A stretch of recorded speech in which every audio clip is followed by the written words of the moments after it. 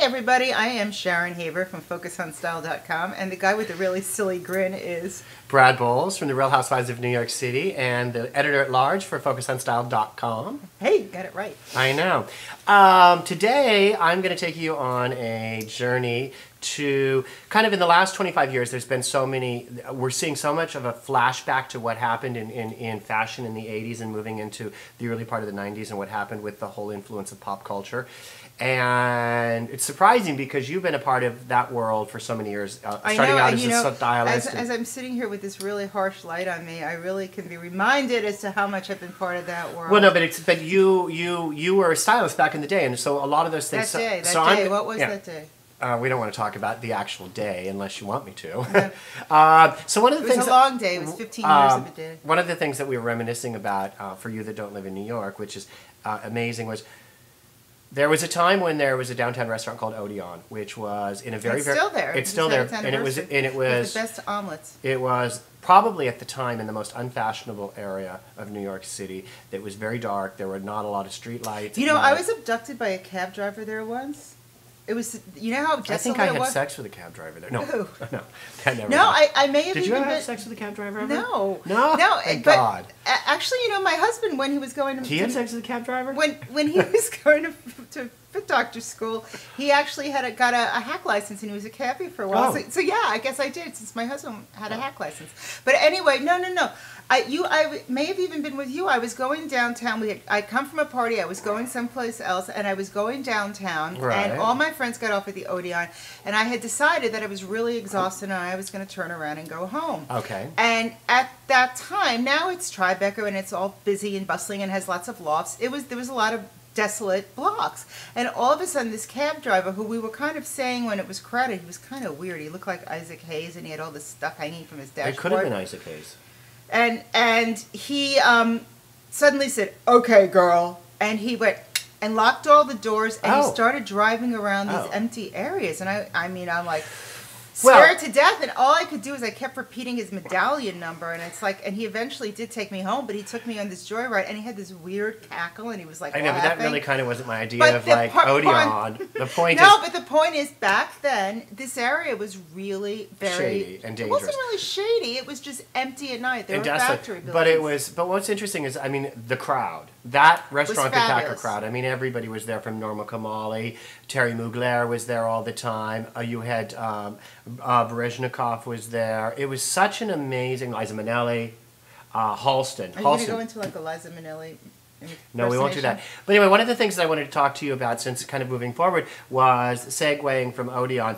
One of the biggest influences that we've seen, and a huge trend that's been coming back in fashion, both in fall and what we saw for the spring forecast. Terry Mugler, who was an enormous influence on fashion and still remains to this day one of the great couturiers in terms of I highly recommend, if you collect vintage or you want something, to either go find it in vintage stores or eBay it. But yes, Mugler is definitely amazing. I mean, have you seen his influence on what's happening in recent fashion? Oh yeah, people are just copying him right off the bat, and we won't even mention names as to which designers are, but it's those very structured shoulders and the nipped in waists. And you know, Beyonce's been wearing a lot of the bustiers and so have a lot of other pop stars, and I think it's just that he made women into this powerhouse where you just he did it, and then if you actually look at it, so hourglass. Well, look at, I mean, then you had Claude Montana, who also had the structure, but then it was so funny, and then by the end of the 1980s, you know, you had somebody like Norma Kamali that broke down the whole structure concept and created. Well, she had a different structure. I mean, she had all those shoulder pads. I've had tons. I'm going to be doing. Do you have any vintage Kamali? Yeah, I won't throw it out. Actually, I'm going to. Do you have the parachute pants? The ones with the No, really... I know, but I have tons of Kamali jackets. You have the quilted jackets? I know the blazers, double-breasted blazers.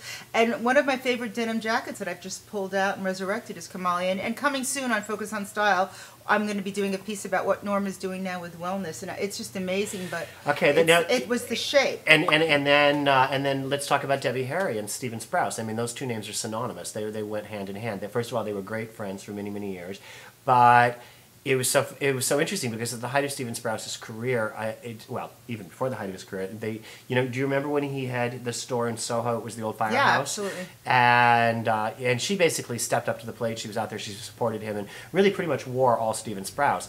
And then he kind of disappeared for a long period of time, and then he came back in the beginning of, I think it was 2001, 2003, when he did Sprouse for Louis Vuitton. No, it was 2000. And it was interesting because now we're seeing such a resurgence of all of the electric colors, all of the neon brights are coming back. That's definitely a throwback to Sprouse. You want to hear something funny? I was listening to something, I don't know if any of you know who Steven Sabin was at the time. Paper magazine. Well, when he was Great in writer. Details. And Details. he was he would do the words and Patrick McMullen would do the photos of the party scene, and Steven's really witty. And I was looking for something online, Stephen, if you're listening, hi there. I was looking for something online, and I found some audio tape that Stephen there was a compilation of some of his interviews, and one of them was with Debbie Harry. Yes. And it was the funniest thing, and she was explaining that the reason why her hair was bleached in the front and black in the back, we think it's because it's so edgy, is because she couldn't reach the back to bleach it. Mm-hmm. So that's why she was blonde in the front. I thought that was so funny. That's probably actually a pretty good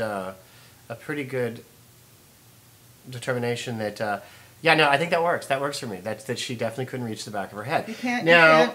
One of the things also that was really interesting is you had also the resurgence of Murakami for Louis Vuitton, and that whole thing kind of blew up, and all of a sudden you had all of these sort of cartoonish graphic characters which were being splashed across the iconic Louis Vuitton canvas bags. And now you eBay any of those, and they're actually collector's items. Did you fall into the Murakami? Did you get one? I'm not a Louis girl. I'm an Hermes girl. Well, we know you're a Louis. Well, we know you're an Hermes girl, but I mean. See, Brad's got his new present behind us. I know. Well, it's kind of big. Now, another thing that's been interesting too is that Cher has she's made a huge comeback again. Now, of course, Cher. Well, she swore to God 5 years ago that was it. There was no more tours, and of course now she's in Vegas. What did she call it? It was her final tour? Yeah, her farewell tour, and well, she's back anyway. She's doing another tour. I guess she's got to pay the bills. But it's really funny because there's also in the fall collections, in the spring collections, which we just saw here in New York in September. You saw a lot of the kind of long, sort of sexy looks were coming back, which Cher really kind of brought into fashion in the early part of the 70s. They're saying that a lot of the Marc Jacobs show, they're saying that his spring collection is one of the most celebrated collections. Gorgeous. The colors are so beautiful. And if you actually look at it, there is a lot of Cher's influence there from the early 70s in the Sonny and Cher show, with the high belted almost baby doll dresses, but not really. Should I lick my lips for Cher? Well, you could. Oh yes. How did she do that? What was that? Chastity. Oh, she did this. That was what Cher did. Right, that's true. So, I mean, I think that when you look at style icons of the 80s and the influences of how a lot of those ideas were born, going from Odeon to Stephen Sprouse. I mean, you had so many great influences. I mean, it's everything is reciprocal. But do you also, have you noted during the spring fashion week how much some of the designers and things we're talking about? Do you see how much that's come back? Yeah, I think so much has come back. And one of the other things that I think is really interesting is designers coming back who had their moment back at that time. And if you look on Focus on Style now, Julianne Rhodes, who's a friend of Brad's and a new friend of mine and a contributor, wrote a wonderful, wonderful piece about Elizabeth Emanuel, who's the British designer. Oh, fabulous. Who was known for Princess Diana's wedding dress. Yes. And you really should read the article on the site. But she has a new collection out called The Little Black Dress, and it has that old glam-esque influence to it, but it's very timeless and beautiful. And it's interesting because when you look back at that Princess Diana wedding dress, what do you laugh? It was incredible. It was insane. Well, it was. And it's so gorgeous. And this is coming from a girl I am not into wedding dresses. I just have never been a fruit. I was actually in London when they were married, and the dress is just so amazing. It was such an incredible. It was the week leading up to the wedding was quite amazing. But anyway, getting back to the point, I know that you collect a lot of that. I get off point like. No, but don't. And you know what else Julian and I were talking about? You don't know the meaning of the word soundbite. Oh, Brad's soundbite. Whoa! Oh, yours are... goes on for 3 sentences. So does yours. 5. Anyway, the point is, you've collected a lot of the designers that we talked about. Now, if you... I didn't collect them, I just never threw them out. But you know what's interesting is to really wrap this up, and the point is, a lot of the designers we were talking about, Steven Sprouse, Terry Mugler, you can eBay a lot of this stuff. You buy it, you get it, bring it back. It's still fashionable. And our friends over at Vagabond NYC, Andrea and Navi, they collect the stuff. And if you really want great vintage, one of the other Focus on Style contributors, please go to their site. They have such a fantastic eye, and they really collect amazing curated vintage pieces. Vintage 60s, 70s, and even into the 80s, it's and back. early 90s. Now, I'm not pushing the Molly Ringwald look from Pretty in Pink, so don't go there yet. I can't do that. I can't do that. But you can work it. I mean, and also too, I mean, we don't have enough time today to talk about it, but we need to even go back to the day of Izzy Miyake and all of those, the whole Japanese influence. Tokyo But that's a whole lot. Yeah, that's a whole lot. I can pull those clothes out of my closet too. Oh, I know. All right. Anyway, have a great day. Take care. And we will be in touch. And FocusOnStyle.com. Check out my column next week. It is filled with celebrity gossip and some really cool fall tips to keep your skin in shape and glowing. Yeah, Brad has some like weird beauty tips. Oh, I do. Personal ones. Yes, absolutely.